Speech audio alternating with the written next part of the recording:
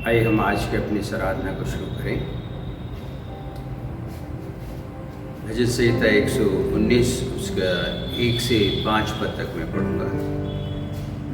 क्या ही धन्य हैं वे जो चाल के खरे हैं और यहोवा की व्यवस्था पर चलते हैं। क्या ही धन्य हैं वे जो उसकी चितौनियों को मानते हैं और पूर्ण मन से उसके पास आते हैं। फिर वे कुटिलता का काम नहीं करते, वे उसके मार्गों में चलते हैं। तूने अपने उपदेश इसलिए दिए हैं कि वे यत्न से माने जाएं। भला होता कि तेरी विधियों को मानने के लिए मेरी चाल चलन दृढ़ हो जाए। तब मैं तेरी सब आज्ञाओं की ओर चित्त लगाए रहूँगा और मेरी आशा ना टूटेगी। आइए हम प्रार्थना करें। हमारे जीवित और महान परमेश्वर, अनुग्रहकारी दयालु पिता, रहम और तरस से भरे हुए परमेश्वर, धन्यवाद देते हैं पिता इस सुंदर सुबह के लिए। ये दिन प्रभु आपने दिया, शुक्रगुजार हैं प्रभु। विलाप गीत 3:22 हमारे जीवनों में पूरा हुआ कि हम मिट नहीं गए। यह आपकी महाकरुणा का फल है, आपकी दयामय है जो प्रतिभोर नई होती है। मैं धन्यवाद देता हूँ पिता, आपने अपने बच्चों को संभाला प्रभु जी। सामर्थ्य परमेश्वर, जबकि सभी घर के अंदर हैं और बहुत ही कम बाहर निकलना है। जीवित परमेश्वर, मैं धन्यवाद देता हूँ कि आपने अपने पवित्र आत्मा के द्वारा अपने बच्चों की अगुवाई की और संभाला। जीवित परमेश्वर, अपने बच्चों की सभी छोटी बड़ी आवश्यकताओं को पूरा किया। मैं धन्यवाद देता हूँ और शुक्रगुजार हूँ प्रभु कि आपने उस वायरस के प्रकोप से अपने बच्चों को संभाल के रखा। ये सुंदर दिन दिया है प्रभु, जिसमें आपके बच्चे इस वीडियो के माध्यम से आपकी स्तुति और आराधना करेंगे। मैं प्रार्थना करता हूँ प्रभु, अपने आत्मा के द्वारा हम सबको अगुवाई करें पिता। आज की आराधना प्रभु जी, आज का वचन हम सबकी आत्मिक उन्नति के लिए हो। इस पूरी आराधना को आपके हाथों में देते हुए और आज के वचन पर आपके आशीष मांगते हुए इस प्रार्थना को अपने उद्धारकर्ता प्रभु यीशु मसीह के नाम से मांगते हैं, आमीन। एक गाना हम सुनेंगे, भाई टोनी के साथ एक गीत गाएंगे हम।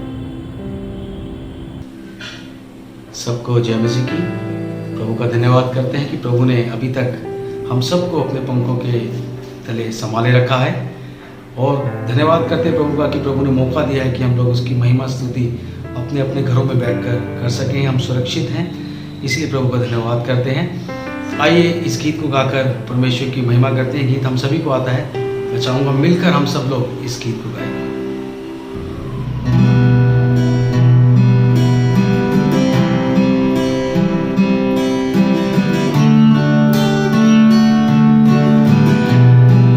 आराधना करूं मैं पूरे दिल से, तुझे ढूंढूंगा संपूर्ण जीवन में, तेरी सेवा करूंगा तन मन धन से।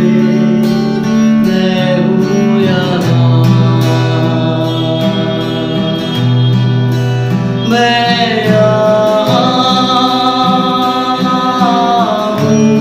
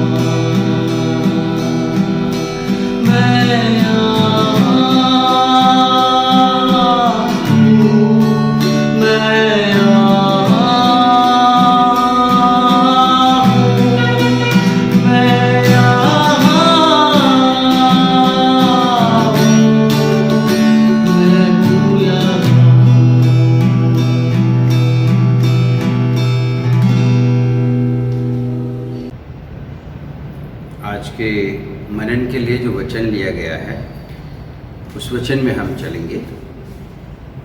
आज का वचन पाया जाता है मत्ती रचित सुसमाचार उसका 7 अध्याय उसके 21 पद से और 23 पद तक। मैं चाहूँगा कि आप लोग अपने बाइबल्स को खोल लें। Matthew chapter 7 versus 21 to 23। जो मुझसे हे प्रभु कहता है, उनमें से हर एक स्वर्ग के राज्य में प्रवेश न करेगा, परंतु वही जो मेरे स्वर्ग पिता की इच्छा पर चलता है। उस दिन बहुत से लोग मुझसे कहेंगे, हे प्रभु, क्या हमने तेरे नाम से भविष्यवाणी नहीं की और तेरे नाम से दुष्ट आत्माओं को नहीं निकाला और तेरे नाम से बहुत से आश्चर्य कर्म नहीं किए? तब मैं उनसे खुलकर कह दूंगा, मैं तुमको कभी नहीं जाना।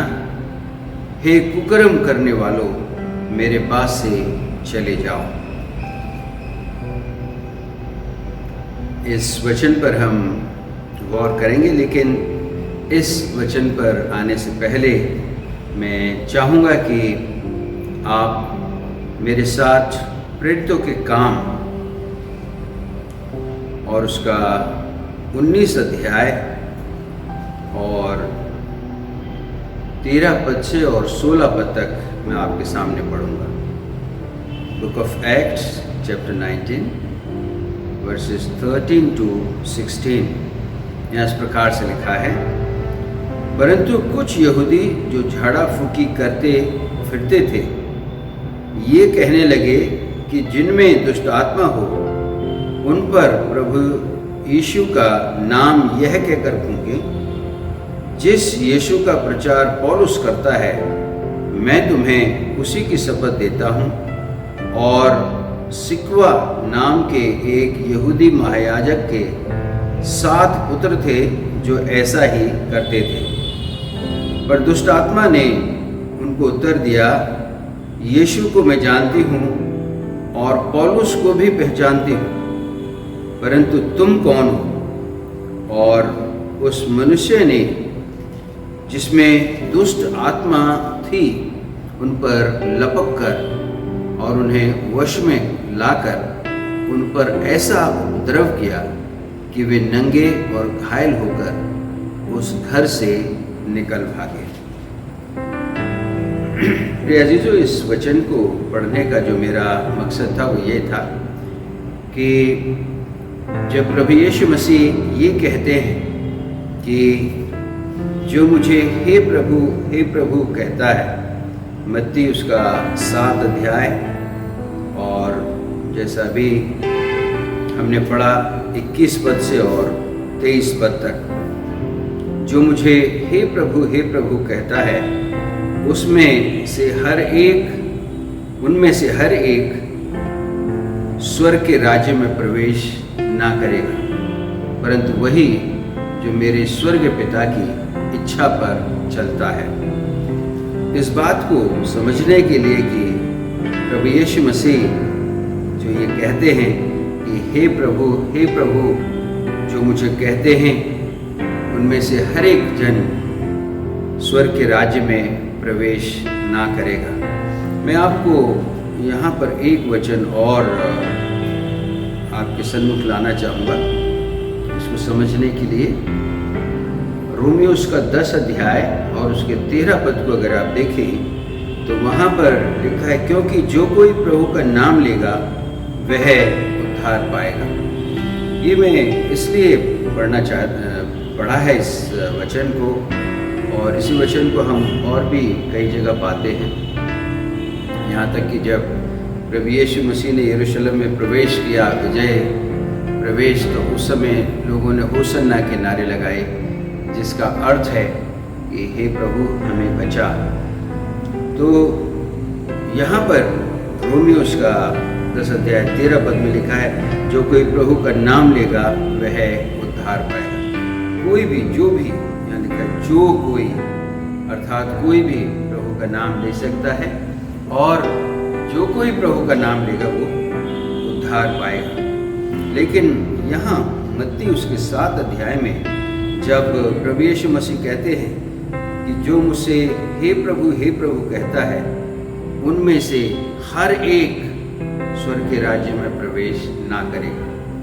आखिर क्यों प्रभु यीशु मसीह यहाँ पर इस बात को कह रहे हैं? इसी बात को समझने के लिए प्रेरितों के काम उसका 19 अध्याय उसके 13 पद से 16 पद तक पढ़ा। यहाँ पर हम देखते हैं कि वचन में लिखा है, परंतु कुछ यहूदी जो झाड़ा फूकी करते फिरते थे यह कहने लगे कि जिनमें दुष्ट आत्मा हो उन पर प्रभु यीशु का नाम ये कहकर फूंके, जिस यीशु का प्रचार पौलुस करता है मैं तुम्हें उसी की शपथ देता हूँ। यहाँ पर अगर हम देखें तो प्रभु यीशु मसीह का नाम जो है वो गलत रीति से उसको जाने बगैर सिर्फ उसको जिस तरह से वहाँ पर दूसरा विश्वास था लोगों का, दूसरी सोच थी। जैसा यहाँ पर लिखा है कि कुछ यहूदी लोग झाड़ा फूकी करते थे और उस झाड़ा फूकी में वो प्रभु यीशु मसीह के नाम को लेने लगे थे। प्रभु यीशु मसीह को व्यक्तिगत रीति से उन्होंने नहीं जाना था, उस पर विश्वास नहीं किया था, न अपने पापों से पश्चाताप किया था, लेकिन फिर भी जो है वो यीशु के नाम को एक मैजिक के रूप में या फिर जो तंत्र मंत्र या टोना विद्या थी उसके आधार पर वो प्रभु यीशु मसीह के नाम को यहाँ पर इस्तेमाल कर रहे थे। हालांकि हम देखते हैं 15 पद में दुष्ट आत्मा जो है, जिस दुष्ट आत्मा को उन्होंने निकालना चाहा जिस मनुष्य में से, वहाँ ये कहता है वो मनुष्य कि मैं यीशु को जानती हूँ, पौलुस को जानती हूँ, पहचानती हूँ, परंतु तुम कौन हो?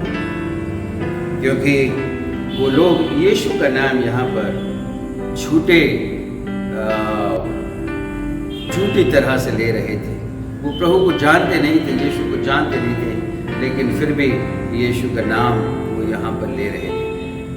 इसलिए प्रभु यीशु मसीह यहाँ पर प्रियजनों वो कहते हैं कि जो मुझसे हे प्रभु कहता है उनमें से हर एक स्वर्ग के राज्य में प्रवेश ना करेगा, परंतु वही जो मेरे स्वर्ग पिता की इच्छा को पूरा करता है। अगर हम देखें तो अभी जैसा पढ़ा हमने रोमियो उसके 10 अध्याय 17 पद में, 10 अध्याय 13 पद में वहाँ लिखा हुआ है जो कोई प्रभु का नाम लेगा वह उद्धार पाएगा। और यहाँ प्रभु यीशु मसीह कहते हैं कि हर कोई जो हे प्रभु कहता है वो स्वर्ग के राज्य में प्रवेश ना करेगा। कारण यही है जो साफ हो जाता है यहाँ पर, क्योंकि प्रभु यीशु मसीह कहते हैं जो मेरे पिता की स्वर्ग पिता की इच्छा पर चलता है वही स्वर्ग के राज्य में प्रवेश करेगा। मैं यहाँ पर कुछ और पद आपके सम्मुख लाना चाहता हूँ। मत्ती उसके 7 अध्याय 21 पद को अभी हमने देखा कि जो मुझसे हे प्रभु कहता है उनमें से हर एक स्वर्ग के राज्य में प्रवेश ना करेगा, परंतु वही जो मेरे स्वर्ग पिता की इच्छा पर चलता है। तो अगर हम परमेश्वर की इच्छा को पूरा नहीं कर रहे हैं प्रिय अजीजों, तो हमें हे प्रभु कहने का अधिकार प्रभु यीशु मसीह से नहीं है। क्योंकि अगर हम प्रभु मानते हैं तो उसकी इच्छाओं को पूरा करना भी हमारी जिम्मेवारी है, और अगर हम ऐसा नहीं करते हैं तो फिर हम उसे हे प्रभु नहीं कह सकते हैं। लूका उसका 6 अध्याय और उसके 46 पद को अगर आप देखें, आप मेरे साथ निकाल लीजिए। लूका उसका 6 अध्याय और उसके 46 पद को वहाँ लिखा है, जब तुम मेरा कहना नहीं मानते तो क्यों मुझे हे प्रभु कहते हो? जब तुम मेरा कहना नहीं मानते तो क्यों मुझे हे प्रभु कहते हो? यहाँ पर प्रभु यीशु मसीह उसको ओबीडियंस के साथ जोड़ते हैं इस बात को कि यदि तुम मेरी बात को नहीं मानते हो, यदि तुम जो मैं कहता हूँ उसको नहीं मानते हो, तो फिर हे प्रभु कहने का क्या मतलब रह जाता है। प्रिय जीजों, ये बहुत ही साधारण सी बात है कि जिसको हम अपना प्रभु मानते हैं या जिसको हम अपना खुदा मानते हैं, ईश्वर मानते हैं, तो उसकी बात को अगर हम ना माने तो अपने ज़ुबान से वो नाम लेना जो है वो हम उस नाम के साथ फिर सही न्याय नहीं कर रहे हैं अगर उसकी बात नहीं मान रहे हैं। यहाँ पर प्रभु यीशु मसीह का जो कहना है वो यही है कि यदि तुम मेरा कहना नहीं मानना चाहते, मेरी बात नहीं मानना चाहते, तो फिर मुझसे हे प्रभु कहने का कोई मतलब नहीं है। अर्थात हम इसको इस तरह से भी ले सकते हैं कि हमें उस प्रभु से फिर कोई भी जो आत्मिक रीति से हमारा बेनिफिट होना चाहिए, आत्मिक रीति से हमारी वृद्धि होनी चाहिए, वो वृद्धि हमारी रुक जाती है, वो नहीं हो सकती, क्योंकि हम जो है मुंह से, ये मैं कहूँ तो इसको हम ऐसे भी कह सकते हैं कि वो हम जो है सिर्फ लिप वर्शिप या लिप सर्विस हो जाता है, सिर्फ मुंह से कहने वाली बात रह जाती है, हमारे हृदय से पूरी ओबीडियंस के साथ वो बात जो है नहीं होती है। और इसीलिए प्रभु यीशु मसीह जो है यहाँ पर जो है ऑब्जेक्ट करते हैं इस बात पर। अगर आप मत्ती उसका 25 अध्याय 11 पद को देखें, मैथ्यू चैप्टर 25 वर्स 11 अगर देखें तो वहाँ इस तरह से लिखा है, इसके बाद वे दूसरी कुंवारियाँ भी आकर कहने लगी, हे स्वामी हमारे लिए द्वार खोल दे। उसने उत्तर दिया, मैं तुमसे सच कहता हूँ, मैं तुम्हें नहीं जानता। यहाँ पर हम देखते हैं कि 10 कुंवारियों का जो जिक्र बाइबल में है, और ये 10 कुंवारियों में से 5 समझदार कुंवारियाँ थीं, 5 जो थी वो उनको मूर्ख कुंवारियाँ कहा गया है। और उसका कारण ये है कि जो 5 कुंवारी थी उन्होंने तैयारी की दूल्हे के आने के लिए, लेकिन जो 5 कुंवारी थी उन्होंने तैयारी नहीं की, वो बैठे रहीं और ये सोचने लगी कि अभी दूल्हे के आने में बहुत देर है, इसलिए बाद में हम अपनी तैयारी कर लेंगे।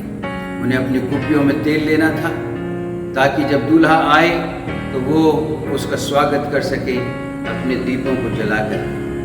लेकिन दूल्हा अचानक से आ गया। जो 5 कुंवारियाँ तैयार थीं वो अंदर चले गई दूल्हे के साथ, और उसके बाद दरवाज़ा बंद हो गया।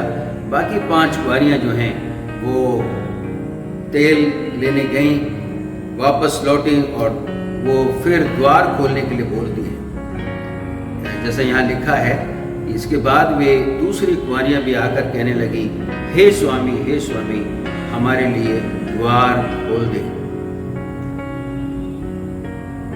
लेकिन जो अंदर से आवाज़ है 12वें पद में, उसने उत्तर दिया, मैं तुमसे सच कहता हूँ, मैं तुम्हें नहीं जानता। प्रिय अजीजों, यहाँ पर हम देखते हैं कि प्रभु यीशु मसीह के ये द्वितीय आगमन के लिए भी हम इन वचनों को समझ सकते हैं। प्रभु यीशु मसीह के द्वितीय आगमन से पहले हमारी जो तैयारी है प्रभु से मिलने के लिए, उसके गुणों को हम अपने जीवन के द्वारा दिखाएं, जो कार्य शुभ समाचार प्रचार करने का, ये बात बताने का कि प्रभु यीशु मसीह के द्वारा उद्धार है, ये सब कार्य प्रभु ने हमें दिए हैं जो हमें तैयारी बख्शते हैं प्रभु यीशु मसीह से मिलने के लिए। लेकिन अगर हम तैयार नहीं हैं, जो तैयार हैं वो दूल्हे के साथ अंदर चली गई, लेकिन जो तैयार नहीं थी वो नहीं जा सकी। मेरे प्रिय अजीजों, हम सब का जो अपने प्रभु से मिलना, प्रभु यीशु मसीह से मिलना उसके द्वितीय आगमन पर, उसके लिए जो तैयारी है क्या हमने वो पूरी की है? यहाँ पर ये स्त्रियाँ कहती हैं हे स्वामी, हे स्वामी, लेकिन उनके स्वामी ने उनकी आवाज़ को सुनने से इनकार कर दिया। कारण ये था कि आप स्वामी स्वामी तो कह रही हैं, लेकिन आपको जो तैयारी करनी थी वो नहीं की। मेरे प्रियजनों, हे प्रभु हम कह सकते हैं और हम प्रभु के नाम से बहुत कुछ करने की बात कर सकते हैं, लेकिन अगर हमारी तैयारी उससे मिलने की नहीं है, यदि हमने अपने आप को आत्मिक रीति से तैयार नहीं किया है, यदि हम प्रतिदिन जो अपने क्रूस को उठाने की बात प्रभु यीशु मसीह ने कही है वो हम नहीं करते हैं, यदि हम उस शुभ समाचार को जो उसने हमें दिया है, जिसके द्वारा हमें जीवन मिलता है, वो शुभ समाचार जो हमें संभालता है, अगर हम उस शुभ समाचार को दूसरों तक नहीं पहुंचा रहे हैं, तो मेरे प्रिय अजीजों, हमारी तैयारी में कमी है। और इसलिए जो है, अगर तैयारी में कमी है और प्रभु आता है, तो मेरे प्रिय अजीजों, हम भी फिर रोके जा सकते हैं, क्योंकि हम तैयार नहीं हैं। हम प्रभु तो करते रहे, लेकिन हमने जो तैयारी करनी थी वो हमने नहीं की। मैं आपका ध्यान यूहन्ना उसका 13 अध्याय, यूहन्ना उसका 13 अध्याय, उसके 13 वचन से 15 वचन की ओर लेके जाऊंगा। यहाँ इस प्रकार से लिखा है, तुम मुझे गुरु और प्रभु कहते हो और ठीक ही कहते हो, क्योंकि मैं वही हूँ। यदि मैंने प्रभु और गुरु होकर तुम्हारे पांव धोए, तो तुम्हें भी एक दूसरे के पांव होना चाहिए, क्योंकि मैंने तुम्हें नमूना दिखा दिया कि जैसा मैंने तुम्हारे साथ किया वैसे ही तुम भी वैसा ही किया करो।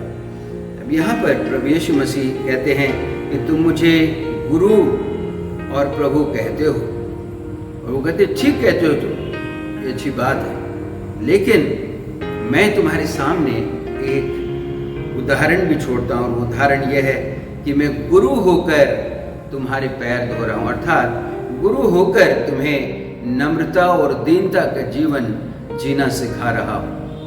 हम एक दूसरे की रिस्पेक्ट करें, एक दूसरे को की इज्जत करें, एक दूसरे को अपने से बेहतर समझें।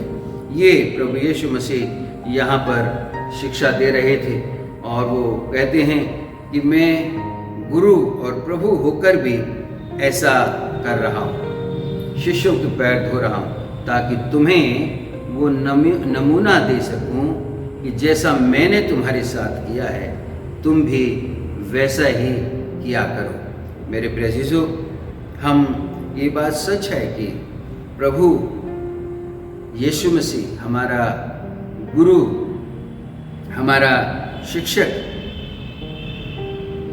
उसको हमें इन नामों से पुकारने का पूरा अधिकार है। लेकिन यदि हम जो शिक्षा उसने हमें दी है, हमारे जीवन में परिवर्तन के लिए, हमारे जीवनों में एक दूसरे के लिए रिस्पेक्ट के लिए, अगर हम उस शिक्षा को नहीं ले रहे, तो फिर हमारा गुरु कहना, प्रभु कहना, वो सब व्यर्थ हो जाता है।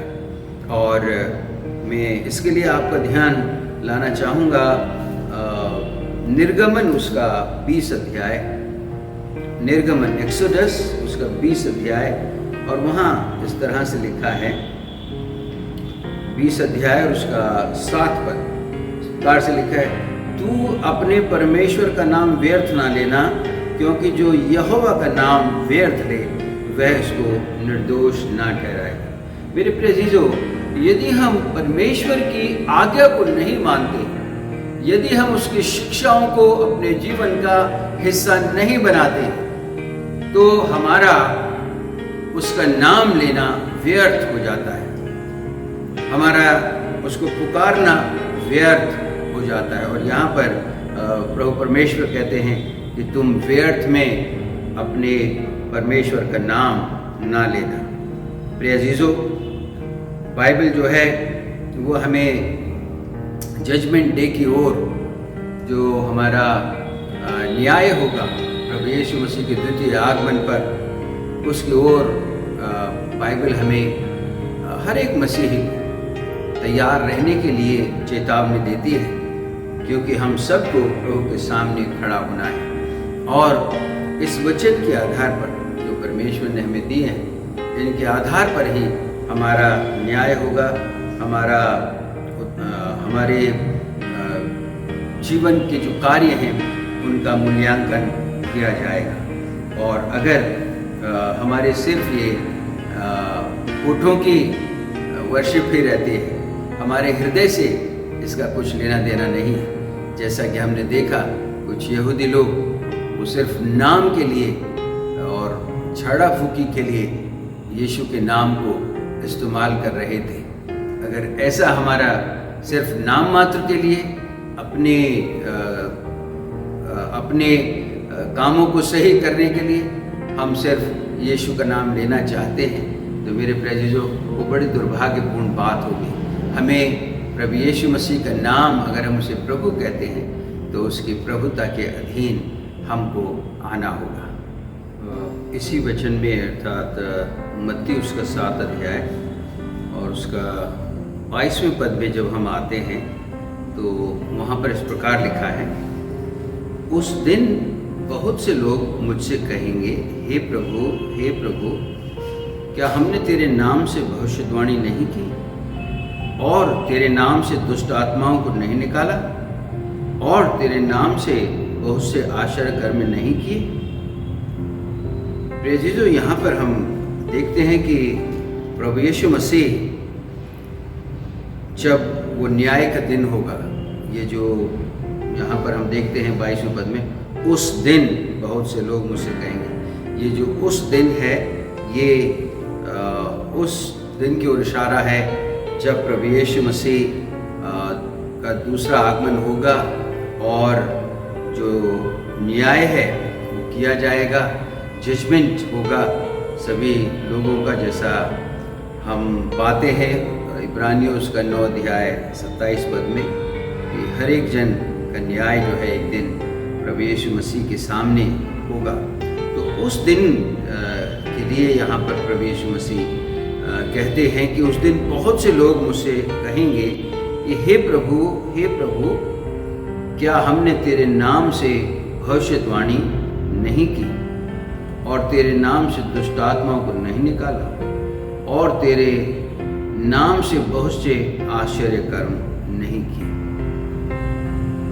प्रभु यीशु मसीह यहाँ पर इस बात को बताना चाहते हैं कि जैसा भी हमने 21वें पद में देखा कि जो लोग हे प्रभु कहते हैं और परमेश्वर की इच्छा को पर नहीं चलते हैं, या हम इसको ये भी कह सकते हैं कि उनके जो काम है वो परमेश्वर प्रभु यीशु मसीह की इच्छाओं के अनुसार नहीं है या वचन के अनुसार नहीं है। वर्क्स जो काम है और जो विश्वास है उसमें अगर डिफरेंस है तो चाहे हम कितना भी प्रभु कहें, हम जो है परमेश्वर के राज्य में प्रवेश नहीं कर सकते। और यहाँ प्रभु यीशु मसीह कहते हैं कि उस दिन तुम में से बहुत से लोग हैं जो मुझसे कहेंगे, मुझे ये बात कहेंगे कि हमने तेरे नाम से ये काम किया, ये काम किया, ये काम किया। अगर हम लूका उसका 10 अध्याय और 17 से 20 पद भी देखें, लूका उसका 10 अध्याय और उसके 17 से 20 तक, वहाँ पर इस तरह से लिखा है, मैं आपके लिए पढ़ देता हूँ। वे 70 आनंद करते हुए लौटे और कहने लगे, हे प्रभु, तेरे नाम से दुष्ट आत्मा भी हमारे वश में है। उसने उनसे कहा, मैं शैतान को बिजली के समान स्वर्ग से गिरा हुआ देख रहा था। देखो, मैंने तुम्हें सांपों और बिच्छुओं को रौंदने का और शत्रु की सारी सामर्थ्य पर अधिकार दिया है, और किसी वस्तु से तुम्हें कुछ हानि ना होगी। तो भी इससे आनंदित मत हो कि आत्मा तुम्हारे वश में है, परंतु इससे आनंदित हो कि तुम्हारे नाम स्वर्ग पर लिखे हैं। मेरे प्रियजनों, ये बहुत ही महत्वपूर्ण बात जो प्रभु यीशु मसीह ने यहाँ पर अपने उन 70 चेलों को बताए, क्योंकि हम कितने करिस्मेटिक हैं, हम कितना कुछ कर रहे हैं, उसको जो है हम देख करके आनंदित नहीं हो सकते। हमारे आनंद का विषय ये है कि हमारा नाम परमेश्वर की पुस्तक में, जीवन की पुस्तक में लिखा है कि नहीं। ये बहुत बड़ा मैटर है। और क्योंकि ये सब जितने भी काम हैं, आश्चर्य कर्म या फिर जो भी हम काम करते हैं, आश्चर्य के काम करते हैं, ये सब काम जो हैं ठीक है, लेकिन क्या इन कामों के द्वारा हमारा जो नाम है वो स्वर्ग में लिखा जा सकता है? बाइबल में मेरे प्रेसिसो ये बड़े साफ रीति से हमें समझाया गया है। हमारे नाम जीवन की पुस्तक में हमारे पापों की क्षमा के आधार पर ही लिखे जाएंगे। जब तक हम प्रभु यीशु मसीह को अपना मुक्तिदाता ग्रहण नहीं करेंगे, जब तक हम प्रभु यीशु मसीह के सामने अपने पापों को नहीं मान लेंगे, तब तक हम उस स्वर्ग में हमारे नाम लिखे जाने के लिए श्योर नहीं हो सकते हैं। इसलिए जो है इस बात को समझना बहुत ज़रूरी है। एक बात और जो हम यहाँ पर समझ सकते हैं वो ये है कि जितने भी ये आश्चर्य कर्म होते हैं, जितने भी इस तरीके की सब हम देखते हैं, ये बड़े बड़े काम होते हैं, बहुत से लोगों के जीवनों में होते हैं। अच्छी बात है, प्रभु यीशु मसीह ने कहा कि ये सब काम जो है तुम करोगे, लेकिन इसके द्वारा कई बार हम कहीं न कहीं परमेश्वर की जो महिमा है उसको हम परमेश्वर को ना दे करके वो कहीं न कहीं डाइवर्ट हो जाती है। और इसलिए जो काम, क्योंकि चंगाई देने वाला परमेश्वर है, लेकिन और उसकी जो महिमा है वो परमेश्वर को जानी चाहिए। यीशु के लहू के द्वारा चंगाई मिलती है। बाइबल बताती है हमें, यशायाह 53:4 में हम 4-5-6 में हम पढ़ते हैं, और पहला पत्रस 2 अध्याय उसके 24-25 पदों में हम पढ़ते हैं, जो हमारे रोगों से शिफा है प्रभु यीशु मसीह के लहू के द्वारा मिलती है। लेकिन अगर वो काम होता है किसी के जीवन में, तो अक्सर देखा जाता है कि जो महिमा परमेश्वर को जानी चाहिए, प्रभु यीशु मसीह को जानी चाहिए, वो डाइवर्ट हो जाती है। और दूसरी बात ये भी है कि आजकल लोग जो हैं वो शारीरिक चंगाई, शारीरिक स्वास्थ्य, शारीरिक वेल्थ, इन सब पर ज़्यादा ध्यान केंद्रित करते हैं, जबकि परमेश्वर का वचन जो है वो हमेशा हमें आगाह करता है। हमारे लिए जो अनंत की बातें हैं उन पर मन लगाना ज़रूरी है। बाइबल हमेशा से इस बात को बाइबल में हम समझते आए हैं कि हमें उस जीवन के विषय में सोचना है जो अनंत है। ये सारी चीज़ें तात्कालिक हैं और तात्कालिक चीज़ें सब यहीं रह जाएंगी, और इसलिए जो है हमें जो है आत्मिक बातों पर मन लगाना है, क्योंकि हमारा परमेश्वर, पिता परमेश्वर, प्रभु यीशु मसीह वो आत्मिक हैं। इसलिए जो है हम देखते हैं प्रभु यीशु मसीह उनको कहते हैं बहुत अच्छी बात कि शैतान जो है वो गिरा नीचे और बहुत से लोग अच्छे हुए, आश्चर्य कर्म हुए, लेकिन इस बात से तुम खुश मत होना, क्योंकि खुश होने की जो बात वो ये है कि तुम्हारे नाम परमेश्वर के राज्य में लिखे हुए हैं या नहीं। ये हमारे लिए महत्वपूर्ण बात है। मैं आपका ध्यान 1 कुरिन्थियों 13 अध्याय 1 से 3 पद की ओर लाना चाहता हूँ। वहाँ पर हम देखते हैं बहुत ही फेमस ये पद हैं, आप सब कई बार जो है इन पदों को सुना भी होगा और पढ़ा भी होगा आपने। पहला कुरिन्थियों उसका 13 अध्याय और उसके 1 से 3 पद में जल्दी से आपके लिए पढ़ दूंगा। पहला कुरिन्थियों 13 अध्याय और उसका 1 पद से और 3 पद तक। यहाँ लिखा है, यदि मैं मनुष्यों और स्वर्गदूतों की बोलियां बोलूं और प्रेम ना रखूं तो मैं ठनठनाता हुआ पीतल और झनझनाती हुई झांझ हूँ। और यदि मैं भविष्यवाणी कर सकूं और सब वेदों और सब प्रकार के ज्ञान को समझूं और मुझे यहाँ तक पूरा विश्वास हो जाए कि मैं पहाड़ों को हटा दूं, परंतु प्रेम ना रखूं तो मैं कुछ भी नहीं। यदि मैं अपनी संपूर्ण संपत्ति कंगालों को खिला दूं या अपनी देह जलाने के लिए दे दूं और मेरा और प्रेम ना रखूं तो मुझे कुछ भी लाभ नहीं।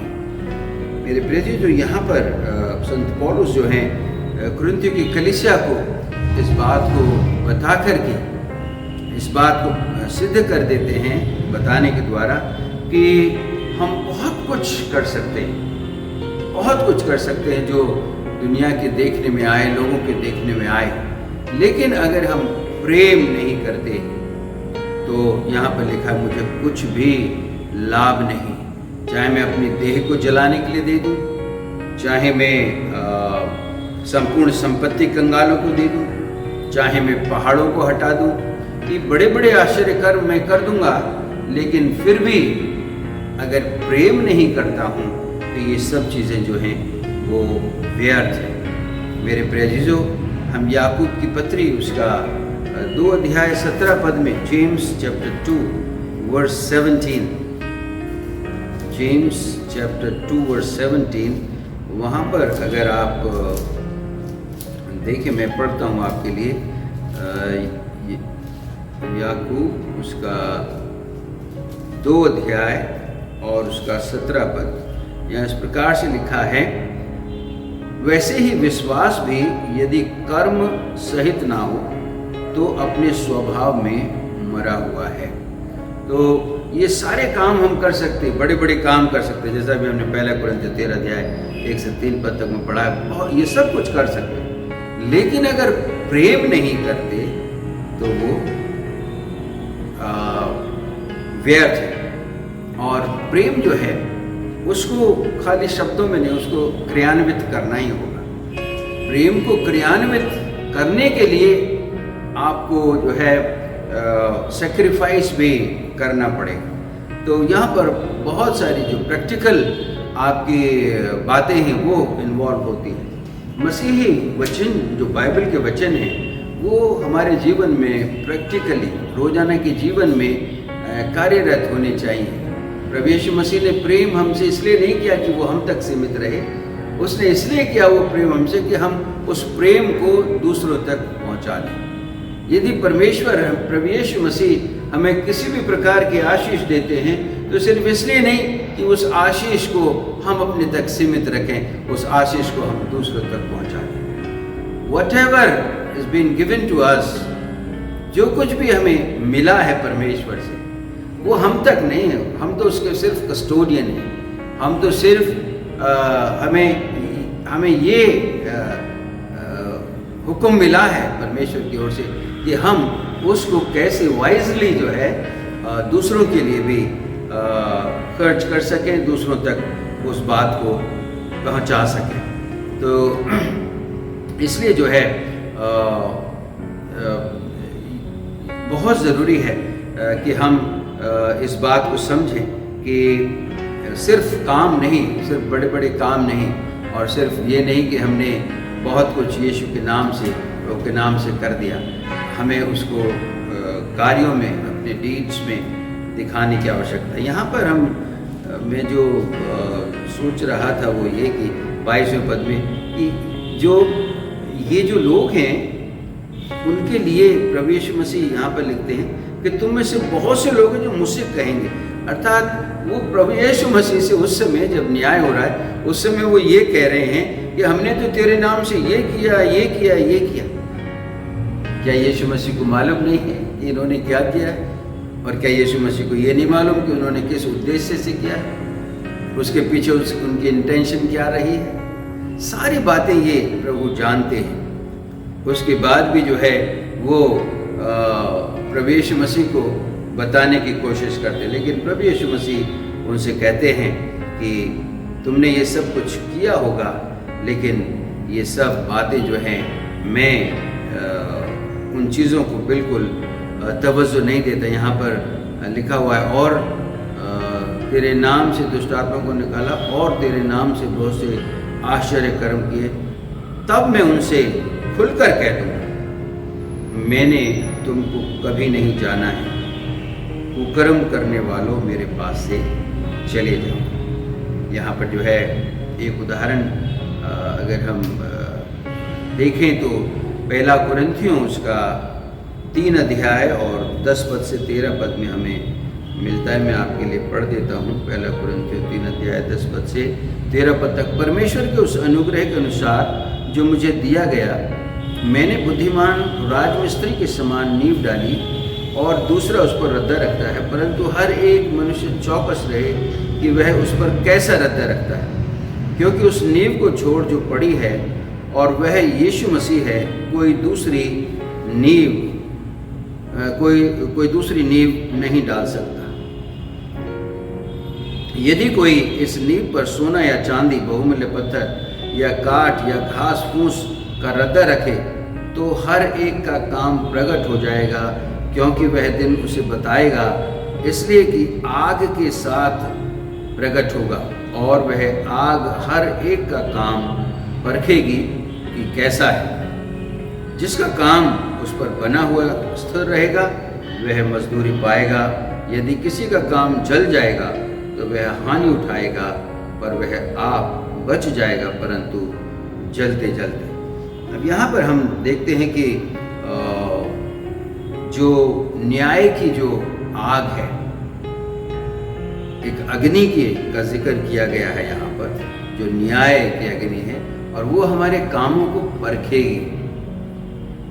तो प्रभु यीशु मसीह से ये कहना कि हमने ये किया, ये किया, ये किया, वो व्यर्थ है, उस समय व्यर्थ होगा, क्योंकि हमारे हर काम तो उस समय परखे जाएंगे, और जो स्थिर रहेगा, जो सचमुच में परमेश्वर के साथ नम्रता और दीनता से और दूसरों के लिए सोच करके, दूसरों को बेहतर बना करके, दूसरों के जीवनों को परमेश्वर में बढ़ा करके हमने जो जीवन जिया है, वो जीवन जो है वो ठहरा रहेगा, वो काम ठहरे रहेंगे, अन्यथा सब जल जाएंगे। और इसी वचन के मत्ती उसका 7 अध्याय उसके 23 पद में फिर हम देखते हैं इस प्रकार से लिखा, तब मैं उनसे, अर्थात प्रभु यीशु मसीह उनसे खुलकर कह दूंगा, मैंने तुमको कभी नहीं जाना, हे कुकर्म करने वालों मेरे पास से चले जाओ। ये प्रभु यीशु मसीह के जो शब्द हैं मेरे प्रिय अजीजों, इनको सुन करके जब हम इस पर विचार करते हैं तो अवश्य ही हमें बहुत दुख होगा उस समय, क्योंकि अगर हमसे प्रभु उस समय ये कह दे कि मैं तुम्हें नहीं जानता, तो हम फिर पूरा जीवन जो कुछ हमने जिया है मसीह के विश्वास में, हमारी एक गलती के पीछे, हमारी इस गलती के पीछे कि हमने गंभीरता से परमेश्वर के वचन को नहीं लिया अपने जीवन में। बहुत कुछ किया हमने, बहुत कुछ हमने तरक्की की, बहुत कुछ हमने दुनिया को दिखाने के लिए इस्टेब्लिशमेंट किया, हमने बहुत कुछ किया, लेकिन जो वास्तविकता में परमेश्वर चाहता था हमसे, रियलिटी में परमेश्वर जो हमसे चाहता था कि हम उसकी महिमा करते। बाइबल तो हमें बड़े साफ बताती है कि परमेश्वर की इच्छा है, जो सबसे प्राइम और जो सबसे प्रायोरिटी पर है मनुष्य के लिए, वो ये है कि हम पहले परमेश्वर की राज्य और उसकी धार्मिकता को अच्छी तरह से समझें। अर्थात परमेश्वर की इच्छा हमको पूरा करना हमारी पहली प्राथमिकता होनी चाहिए। अगर हम इस दुनिया में भूल करके रह जाते हैं, इस दुनिया में हम जो है दुनिया की चीज़ों में हम व्यस्त हो जाते हैं और हमारा वो जो हमारा उद्देश्य है वो अगर डाइवर्ट हो जाता है, तो मेरे प्रेजीजो ये बहुत ही दुख की बात होगी। क्योंकि यहाँ पर प्रभु यीशु मसीह कहते, तब मैं उनसे खुलकर कह दूंगा कि मैंने तुमको कभी नहीं जाना, हे कुकर्म करने वालों, तुम यहाँ से चले जाओ। मेरे प्रेजीजो, हम प्रभु यीशु मसीह जिसने हमारे लिए अपने प्राणों को दिया, जिसने हमें बचाया, जिसने हमें छुड़ाया और अपने नाम को उसने हमें दिया, उस परमेश्वर, उस प्रभु यीशु मसीह के लिए हम क्या कर रहे हैं, ये बात बहुत महत्वपूर्ण है। उस प्रभु यीशु मसीह, उस परमेश्वर के लिए, उस यीशु मसीह के लिए हम कितना गंभीरता से उसकी शिक्षाओं को अपने जीवन में लेके चल रहे हैं। प्रतिदिन रोजाना के जीवन में मसीह हमारे जीवन में किस रीति से दूसरों तक पहुंच रहा है। मेरे प्रेजीजो, बहुत सी अपॉर्चुनिटीज़ ऐसी होती हैं जब हम, जिनके द्वारा हम प्रभु यीशु मसीह की इच्छाओं को पूरा कर सकते हैं। ये ज़रूरी नहीं है कि हमारे पास जब बहुत कुछ है तब हम कुछ कर पाएंगे। हमारे पास जो थोड़ा है वो भी बहुत कुछ हम उसके द्वारा कर सकते हैं। अगर हम कुछ नहीं दे सकते, हम प्रार्थना दे सकते हैं उनको, हम उनको वचन की शिक्षा, उनकी परिस्थितियों में शामिल होकर के उनके साथ हम उनके दुख को बांट करके हम उन्हें जो है प्रोत्साहित कर सकते हैं कि वो परमेश्वर पर भरोसा रखें। जिस परमेश्वर ने उन्हें बनाया है वो परमेश्वर उनसे प्यार करता है, ताकि हम, मेरे प्रेजीजो, उस जो डिसीज़न है, वो जो प्रभु यीशु मसीह यहाँ 23 पद में हम देखते हैं, प्रभु यीशु मसीह कहते हैं कि मैं उनसे खुल कर कह दूँगा, मैंने तुमको कभी नहीं जाना है। मेरे प्रेजीजो, कितने दुख का, कितने चिंता का विषय ये बन जाएगा हमारे लिए। हमारी आँखें कहाँ पर लगी हुई? क्या हमें इस बात की भी चिंता है? हम हर चीज़ की चिंता करते हैं। दुनिया में बहुत कुछ है हमारे लिए, उन सब चीज़ों की हम चिंता करते हैं, लेकिन क्या इस बात की चिंता करते हैं कि क्या हमने अपने आप को परमेश्वर के सन्मुख उस न्याय के समय में खड़े होने के लिए तैयार किया है? क्या हम वहाँ टिक पाएंगे? क्या हम वहाँ रुक पाएंगे? जब वहाँ न्याय होगा और हमें दी गई हर चीज़ का हिसाब हमसे लिया जाएगा, तो क्या हम कह पाएंगे कि हाँ, हम प्रभु जैसा आपने हमें सिखाया वैसा हमने किया? जैसा बाइबल में हम पाते हैं, एक जो प्रभु यीशु मसीह एक व्यक्ति है और वो अपना जो तोड़े हैं वो उनको दे करके, एक को 5, एक को 2, एक को 1, और वो चला जाता है दूसरे देश, और वहाँ से आकर के फिर वो तीनों से कहता है कि लाओ मेरे तोड़ों का क्या किया, मुझे हिसाब हो। 5 वाला कहता है मैंने 10 कर दिए हैं, 2 वाला कहता है मैंने 4 कर दिए हैं, और 1 वाला कहता है कि मैंने तो उसको दबा के रख दिया क्योंकि मैं जानता था कि तू जहाँ नहीं बोता वहाँ से काट लेता है। तो मेरे प्रेजीजो, उस समय हम कैसे प्रभु यीशु मसीह को फेस करेंगे जब हमसे हमारी हर उस जिम्मेवारी का हिसाब लिया जाएगा जो प्रभु ने हमें दी है। और सबसे बड़ी जिम्मेवारी मेरे प्रेजीजो जो हमारे लिए है वो यही है कि हम प्रभु यीशु मसीह जो एकमात्र आशा है, ये प्रभु का नाम जिसके द्वारा परमेश्वर ने तमाम मानव जाति के लिए रास्ता खोला है जीवित परमेश्वर के पास जाने के लिए, जीवित परमेश्वर की ओर निहारने के लिए। मेरे प्रिय, उस यीशु में हमारा विश्वास कैसा है ये बहुत मैटर करेगा। हम जीवन की हर परिस्थिति का सामना इस विश्वास के द्वारा कर सकते हैं। सो हमने इस विश्वास को कितना संभाला है, कितना परमेश्वर के वचन के द्वारा चमकाया है, उसको कितना स्थिर किया है, ये उस समय बहुत मैटर करेगा। प्रभु करे कि हम सब इन बातों से ये सीख लें कि हम न सिर्फ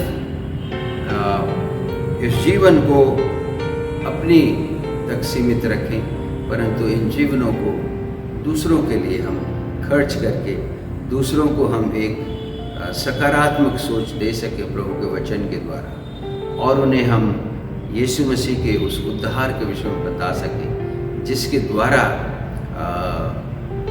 मनुष्य का उद्धार होता है, जिसके द्वारा मनुष्य जो है वो अपने अनंत को पहचानता है। यदि हम इन बातों को बताते हैं, पहुंचा देते हैं, तो ये सबसे अच्छा काम हमारे जीवन का होगा। प्रभु इन वचनों के द्वारा आप सबको आशीष दे। आइए अब हम इससे पहले कि आखिरी प्रार्थना में चलें, एक गाना हम सुनेंगे ब्रदर टोनी के द्वारा। Praise the Lord. धन्यवाद देते हैं इस सुंदर वचन के लिए जो प्रभु के दास के द्वारा दिया गया। आइए एक और गीत गाकर परमेश्वर की महिमा करते हैं। ये गीत हम सबको आता है, हम सब लोग चर्चेस में गाते हैं। हमारी उम्मीद जो है, हमारी आशा जो है वो प्रभु के साथ जुड़ी है। सो एक दिन हम जरूर नीले आसमां के पार जाएंगे जहाँ हमारा प्रभु यीशु मसीह रहता है। तो आइए इस गीत के द्वारा हम सब लोग मिलकर परमेश्वर की महिमा करें।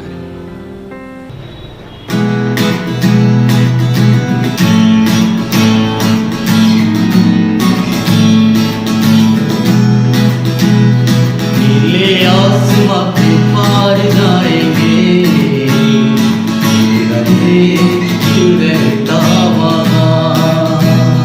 नीले आसमां के पार जाएंगे, तेरा यीशु रहता वहाँ।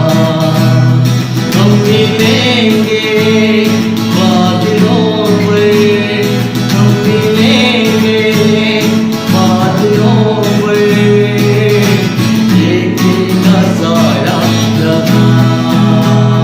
नीले आसमां के पार जाएंगे, तेरा यीशु रहता वहाँ।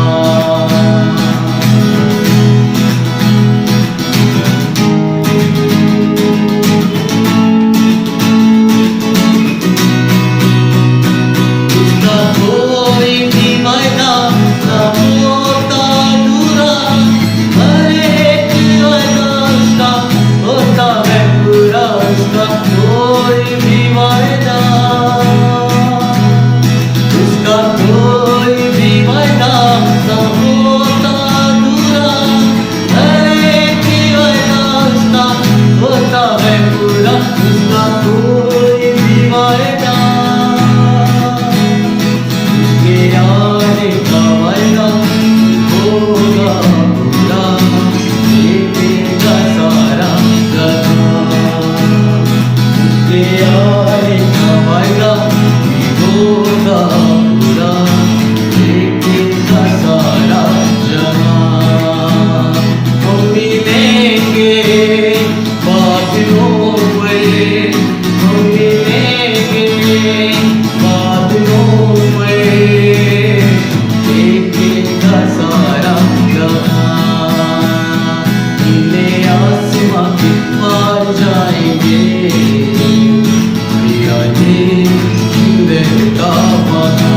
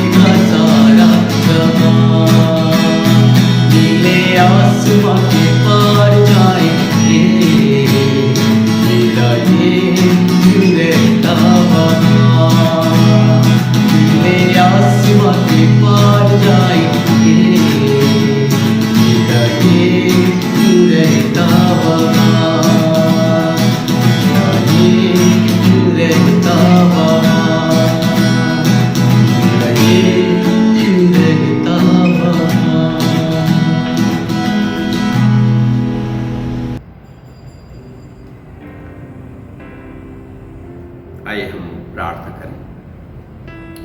हमारे जीवित और महान परमेश्वर, धन्यवाद देते हैं पिता आपके इन वचनों के लिए प्रभु, जिसके द्वारा पिता आपने हमको ये समझने में सहायता की प्रभु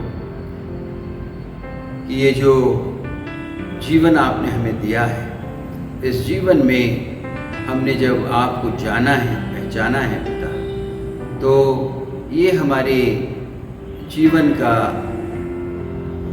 जो हिस्सा है उसमें हम किस रीति से आपकी महिमा करते हैं ये बहुत ज़रूरी है। हम क्या सिर्फ अपने मुख से आपकी महिमा करने तक सीमित हैं? आपका वचन प्रभु हमें बता देता है, कई जगह बताया है पिता, कि जो कुछ प्रभु आपने करके दिखाया, जो हमें आपके वचन के द्वारा मिलता है, उसी तरह हमको भी मानव जाति के उत्थान के लिए, उद्धार के लिए हमको भी उन कामों को करना है। और जीवित परमेश्वर, आपने स्वयं इतने बड़े कष्ट सह करके, इतनी बड़ा सेक्रीफाइस दे करके आपने उन दुखों को अपने ऊपर ले लिया ताकि हम बचाए जा सकें। आज प्रभु, जब हम सब आपके नाम को जान गए हैं, तो ये हमारा अब उत्तरदायित्व है कि हम चाहे जो भी कष्ट और दुख सामने आते हैं, उनका सामना करते हुए प्रभु आपकी महिमा अपने जीवन से करने वाले हो सके। और ख़ासकर प्रभु जी, उन लोगों के जो ऐसे हालातों में हैं पिता, ऐसी परिस्थितियों में जिसमें वो संकट में घिरे हुए हैं। जीवित परमेश्वर, जब आप इस संसार में थे, आपने बखूबी इस बात को हमें दिखाया है कि आप स्वयं वहाँ पहुँच करके और उस व्यक्ति को सहारा दिया करते थे। पिता परमेश्वर, हम सब भी एक दूसरे को सहारा देने वाले बन जाएं, एक दूसरे को उत्साहित करने वाले बन जाएं पिता। जीवित परमेश्वर, मैं धन्यवाद देता हूँ कि आपने हमें से प्रत्येक को प्रभु जी अपने अपने घरों में, अपने अपने स्थानों में सुरक्षित रखा है, तमाम तकलीफ़ों से, दुखों से बचाया है प्रभु अब तक। इस समय प्रभु मेरी प्रार्थना है पिता कि आप हर एक के जीवन पर आपका अनुग्रह करें और सभी बच्चे, बुजुर्ग, जवान सभी स्वस्थ रहें, आनंदित रहें पिता।